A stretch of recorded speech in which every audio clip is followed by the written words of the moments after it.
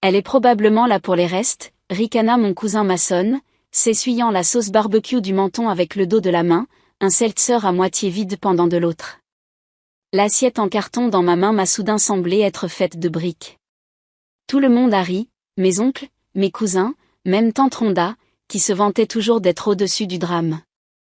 Le rire n'était pas fort, ni même cruel, mais il était précis, cette pointe spéciale que seule la famille peut infliger. Je me tenais au bord du jardin de ma tante à Mesa, en Arizona, la chaleur s'enroulant autour de mon cou sous le soleil de début septembre. Les travers de porc dans mon assiette, non désirés. Je n'avais pas faim, ni de barbecue, ni de câlin vide, et certainement pas de la brûlure lente de leur condescendance. L'oncle 3 est intervenu, avec ce même sourire suffisant qu'il arborait quand il parlait politique. Tu sers toujours des tables dans ce restaurant de l'aéroport, Jules, a-t-il ricané avant que je puisse répondre. J'ai vu ta voiture dehors. Tu conduis toujours cette Nissan déglinguée. Tu sais qu'on a un parking pour les invités, n'est-ce pas? Pas le terrain en gravier. Plus de rire. Les canettes de bière s'entrechoquèrent. Personne ne m'a défendu, pas même ma mère. Elle continuait juste à piquer dans la salade de pommes de terre comme si elle n'entendait pas un mot. J'ai regardé la femme de mon frère, Élise, apprêtée comme si elle défilait sur un faux tapis rouge au lieu d'être à côté d'une table pliante. Mais elle n'a pas ri. Elle n'a pas dit un mot non plus. Ses yeux ont fui les miens. Peut-être qu'on aurait dû faire griller quelque chose en plus pour notre travailleuse essentielle, dit Mason, levant sa bière dans un toast moqueur. Ça a fait mal. J'avais 38 ans, célibataire, sans maison, sans diplôme important, juste 6 jours par semaine au Skybrook Café du Terminal C et une chambre derrière un atelier de carrosserie sur Apache Drive. Mais je n'étais pas venu ici pour la nourriture, ni pour eux. J'étais venu tenir une promesse. Et juste au moment où je me tournais pour poser l'assiette et partir en silence, le vrombissement d'un moteur haut de gamme a fendu l'air de l'Arizona. Toutes les têtes se sont tournées quand une élégante limousine noire a glissé jusqu'au bord de la pelouse. Puis le silence s'est fait. Sur le trottoir, juste au-delà de la clôture usée par le désert, une élégante limousine noire s'est arrêtée doucement, comme si elle avait pris un mauvais virage depuis la Fashion Week de Scottsdale. La lumière du soleil rebondissait sur sa carrosserie lustrée, projetant de longs reflets sur la pelouse. Les portières sont restées fermées un instant de plus. Élise, murmura Mason, quelqu'un est mort?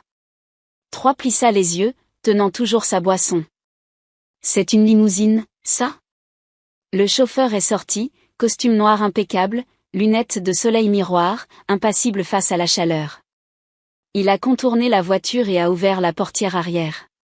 Et puis il est apparu, grand, costume gris anthracite, impeccable comme s'il n'avait jamais vu un pli, des mouvements nets et assurés, comme si le désert s'inclinait devant lui. Toutes les bières se sont arrêtées à mi-chemin, tous les ricanements se sont évanouis. Puis il s'est tourné vers moi, seulement vers moi, et a souri. Sa voix a roulé dans le jardin comme un tonnerre lointain, tu as oublié d'inviter l'hôte. Personne n'a bougé. Le sourire suffisant de Mason avait disparu. La cuillère de service de maman est tombée avec un bruit sourd dans la salade de pommes de terre. 3 a balbutié quelque chose dans sa boisson. J'ai avancé, laissant tomber mon assiette en carton sur la pelouse. Salut, Ethan, ai-je dit, la voix claire et calme. Tu as réussi à venir. Et ainsi, le rire est mort pour toujours. Le silence n'était pas gênant, il était sismique. Les cigales continuaient de bourdonner. Le gravier crissait sous les chaussures sur mesure d'Ethan alors qu'il s'approchait de la pelouse comme si elle lui appartenait. Parce que c'était le cas. 3 fut le premier à se ressaisir, s'éclaircissant la gorge. De quoi tu parles? Ethan s'arrêta devant la table pliante. D'un mouvement lent et étudié, il retira ses lunettes de soleil. Son regard parcourut la foule, perçant, averti, dangereux. N'est-ce pas le barbecue annuel de la famille Bennett, demanda-t-il. Parce que, pour autant que je sache, toute cette propriété, le jardin, l'hypothèque, le barbecue, même la moitié de vos PQPS garés, ont été payés par moi. Les mains de maman s'agrippèrent au bord de la table. Je me plaçai à côté d'elle, les épaules droites. Tout le monde, voici Ethan Carrington, mon associé. Et puis, souriant pour la première fois de l'après-midi, j'ajoutai, et copropriétaire de Carrington Bennett Holdings. Mason avait l'air d'avoir reçu un coup de poing dans la poitrine. Élise cligna des yeux avec force, visiblement en train de calculer. La mâchoire de l'oncle 3 tremblait, il n'était jamais du genre à se laisser démonter par la surprise, mais cette fois, il n'avait rien. Elle est bien bonne, celle-là, se moqua Mason, levant sa bière. Toi, parti d'un empire immobilier? Allons, Jules. Il renifla théâtralement. Tu sens encore les frites. Ethan ne s'y a même pas. Il se tourna vers l'oncle 3 avec le sang-froid poli d'un prédateur aux aguets. En fait, monsieur Bennett, nous venons de conclure un projet de développement commercial 0 cents de 48 millions de dollars à Flagstaff, dit-il doucement. Jules s'est occupé du travail sur le terrain, des permis de zonage, des audits des entrepreneurs. Elle est brillante, l'une des personnes les plus capables avec qui j'ai jamais travaillé. Les mots tombèrent comme une épingle dans une cathédrale. Mais il n'avait pas fini. Et étant donné que ce jardin, et le titre de propriété sur lequel il repose, appartiennent à Carrington Bennett Holdings, ajouta Ethan, sortant une élégante enveloppe de la poche de sa veste, vous voudrez peut-être revoir les conditions d'occupation mises à jour. Il la posa doucement sur la table.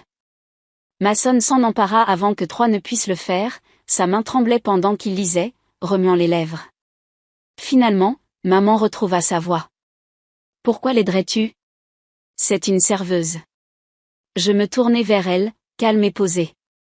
Parce que pendant que vous riez tous, je faisais des doubles services et je payais mes cours du soir. Puis, il y a 3 ans, Ethan est entré au Sky Brew pour un café. Il a oublié un dossier. Ethan hocha la tête, ses lèvres esquissant un sourire. Elle m'a poursuivi à travers tout le parking pour me le rendre. Je l'ai embauchée comme assistante une semaine plus tard. La décision la plus intelligente que j'ai jamais prise. Élise s'agita. Alors maintenant tu es riche? Je la regardai dans les yeux. Non. Je suis respectée. C'est mieux. Les mêmes bouches qui s'étaient moquées de moi autrefois étaient maintenant silencieuses. Quelques-uns fixaient leur boisson, d'autres s'agitaient comme si leur chaise avait développé des épines. Mais je n'étais pas venue pour me venger. J'étais venue réclamer ma dignité. La question qu'Élise avait posée, alors maintenant tu es riche, flottait dans la chaleur épaisse comme de la fumée de viande carbonisée. Mais je n'y ai pas répondu à nouveau. Je n'en avais pas besoin. La panique dans ses yeux en disait assez. Les doigts de Brian tremblaient autour du contrat, sa mâchoire bougeait comme s'il voulait parler, mais aucun mot ne sortait. L'homme qui m'avait un jour fait un clin d'œil à propos de ma pauvreté semblait perdu. Il se tourna vers maman pour du soutien, mais elle restait là, toujours silencieuse, calculant chaque insulte passée qui ressemblait maintenant à un boomerang.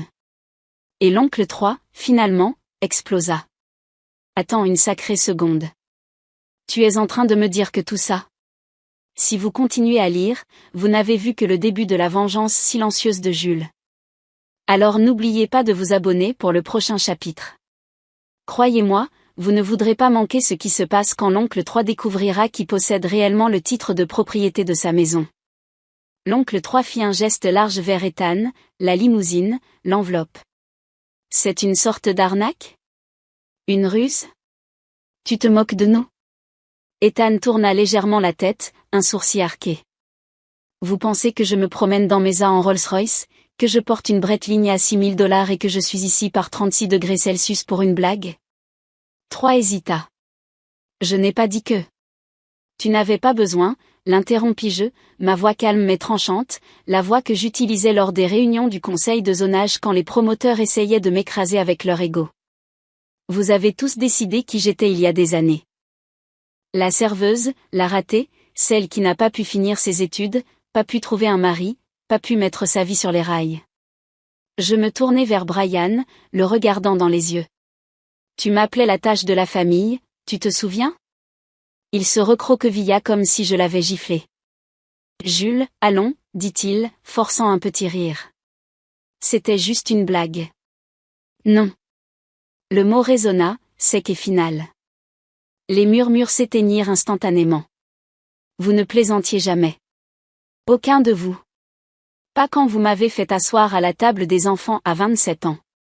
Pas quand j'apportais des plats à partager et que vous vous moquiez de mes emballages de marque distributeur. Pas quand j'arrivais en retard du travail et que vous souriez avec suffisance comme si ça prouvait quelque chose. Je regardais Élise, ses mains serrées autour de son verre de vin. L'année dernière, tu m'as demandé si je pliais encore des serviettes. Même maman détourna le regard. Ethan s'approcha, sa présence solide. Jules n'a pas seulement une carrière, dit-il. Elle a dirigé 3 grands projets de revitalisation de logements à travers l'Arizona. Elle travaille comme si l'avenir en dépendait, parce que pour beaucoup de familles, c'est le cas. Brian se redressa, essayant de montrer de la fierté. Tu n'avais pas à nous faire honte, Jules. Ça m'a frappé.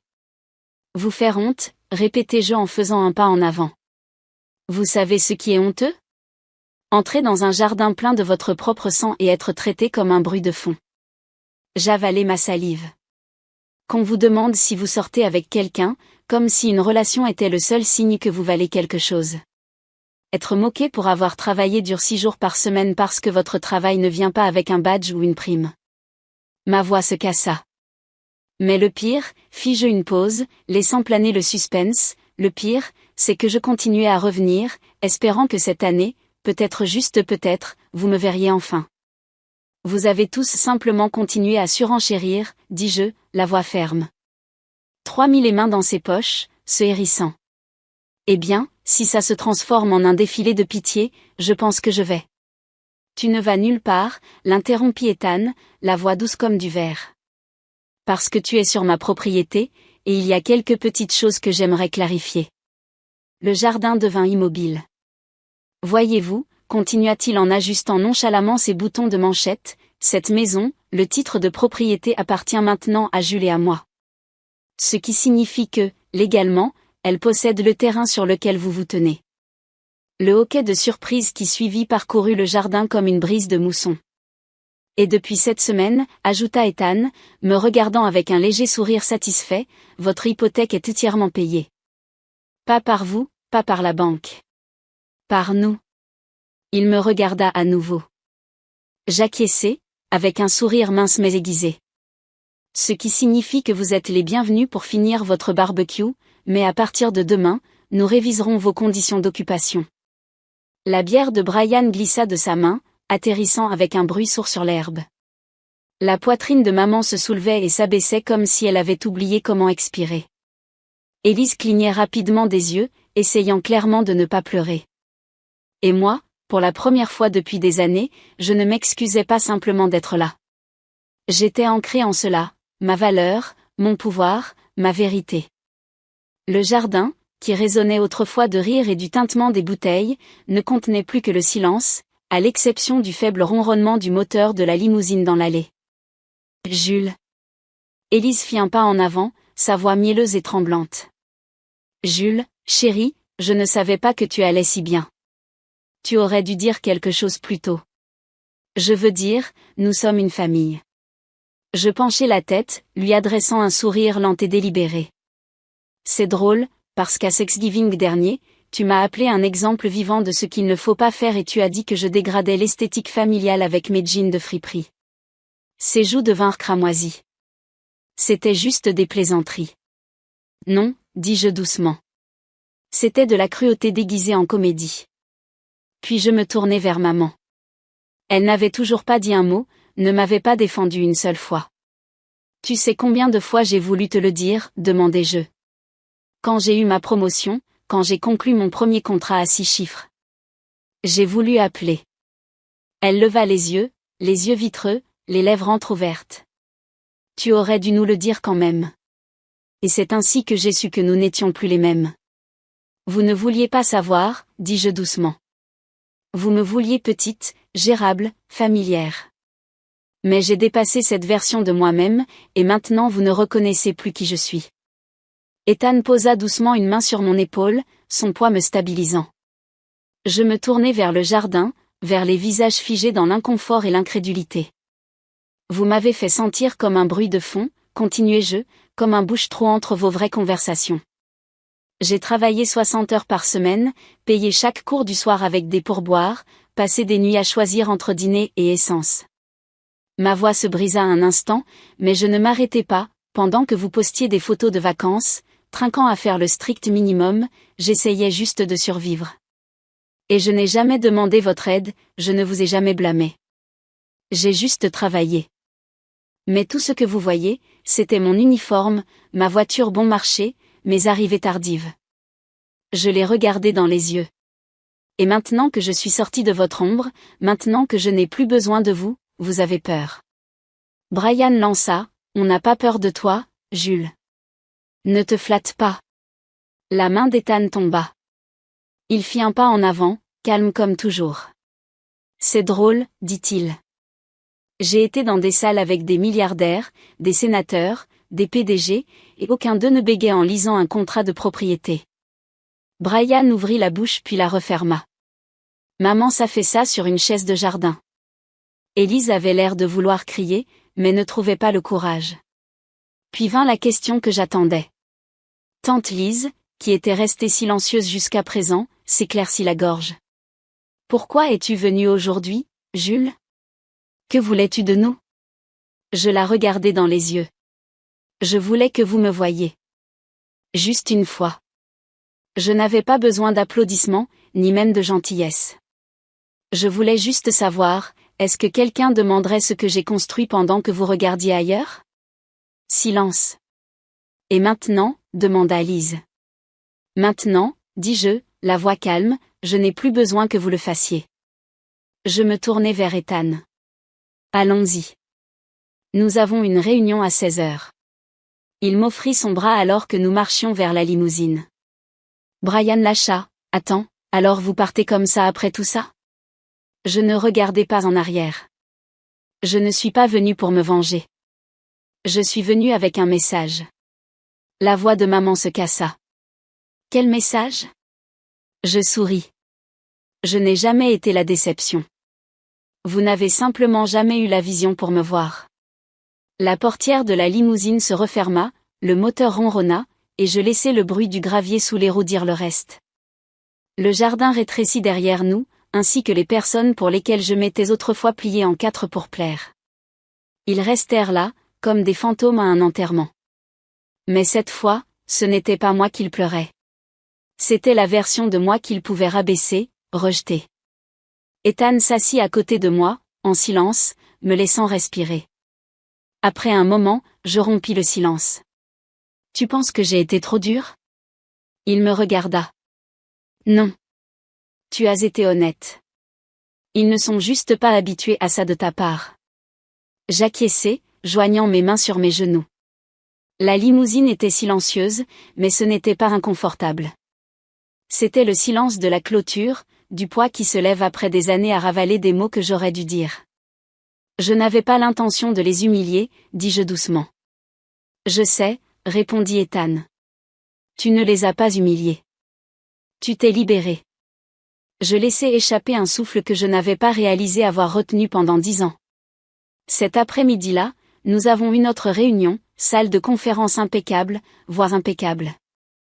J'ai présenté un nouveau plan de développement pour un projet de logements écologiques dans un quartier qui ressemblait beaucoup à celui où j'avais grandi. Seulement cette fois, ils ont écouté. Ils ont vu les chiffres. Ils ont vu le projet. Ils m'ont vu. Ce soir-là, je suis rentré chez moi, dans ma vraie maison, un loft calme et ensoleillé, avec des murs remplis de livres que je n'admirais autrefois qu'à travers une vitre. 12 appels manqués, Brian, maman, Élise, des numéros que je n'avais pas enregistrés depuis des années. Et un message vocal de maman. Sa voix était plus basse que dans mon souvenir. Jules, je sais que nous n'avons pas été justes. J'aurais dû dire quelque chose plus tôt. C'est juste que, je ne savais pas comment affronter le fait que tu avais changé, et que j'avais raté ça. Je suis désolée. Je n'ai pas pleuré. Pas cette fois. J'ai gardé le message vocal, non pas par pardon, mais parce qu'il importait. Plus tard cette semaine-là, j'ai visité le Skybrew Café, non pas comme serveuse, mais comme cliente. Jody m'a serré dans ses bras comme si je n'étais jamais partie. Tu as l'air d'une PDG maintenant, Jules, rit-elle. Mais je me souviens de la fille qui donnait du café gratuit au vieil homme qui pleurait le mardi. Dillwood. Je souris. Ce week-end-là, j'ai reçu une lettre de ma cousine Nathalie, la seule qui n'avait pas ri ce jour-là. Elle s'est excusée, a dit qu'elle m'admirait. Nous avons déjeuné. Nous avons parlé. Et j'ai réalisé que tout le monde n'était pas l'ennemi. Certains avaient simplement trop peur pour prendre position. Mais je n'avais plus peur. Je n'ai jamais été la blague. J'étais la tempête qu'ils n'ont pas vu venir. Et je ne faisais que commencer. Si l'on vous a déjà sous-estimé, je veux avoir de vos nouvelles. Laissez un commentaire, dites-moi ce que vous auriez dit à ma place, ou ce que vous auriez aimé que quelqu'un vous dise quand on vous a négligé. Je lis chaque mot. Votre soutien signifie plus que vous ne l'imaginez. Et si vous vous faites encore petite pour mettre les autres à l'aise, arrêtez. Soyez bruyante. Prenez de la place. Construisez votre vie, même si personne ne vous applaudit encore. Abonnez-vous si mon histoire résonne avec la vôtre, car je n'ai pas fini de monter, et vous non plus. Laissez-les voir ce que vous n'auriez jamais cru pouvoir devenir.